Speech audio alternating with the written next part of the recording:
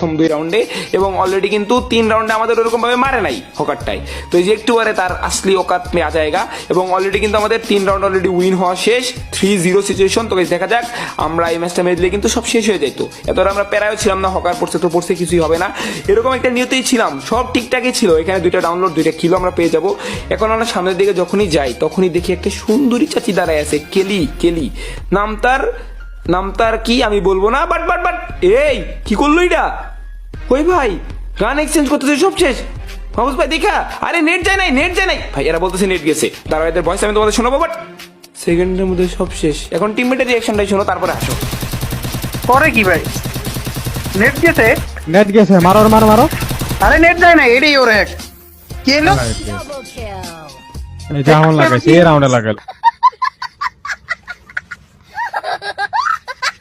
ভাইরে ভাই, আমার টিমমেটে ভাবছে নেট চলে গেছে, কিন্তু আসলে এই টাইমে আমি এই তার হ্যাক প্যারানাই ছিল, আমরা রিপোর্ট মেরে দিছি। এর আইডি অলরেডি মেবি এতক্ষণে চাঁদের দেশে চলে গেছে। এখন যদি একটা যায় আর এটা খুলে, তাইলে আর কি লজ্জাজনক স্যার, আর কিছুই না।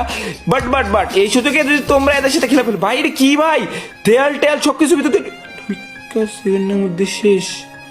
এই সাথে 3টা বোকা চন্দ্রবিন্দু খেলতেছে। যাই হোক, ওটার মধ্যে কিন্তু একজন টপ ওয়ানে ছিল, ওইটার আইডিও চলে গেছে। তো এর জন্য মানে এইসব করে কোনো লাভ নাই ভাই, কোনো লাভ নাই। সাময়িক সুখ নিয়ে কোনো লাভ নাই। পরে যদি কোনো কারণে আইডি চাঁদের দেশে চলে যায়, ভাই এইবার কয় সেকেন্ডে ফুল স্কোয়াড মারলো, মানে ওয়ার্ল্ডের ফাস্টেস্ট হকার, কি আর বলবো।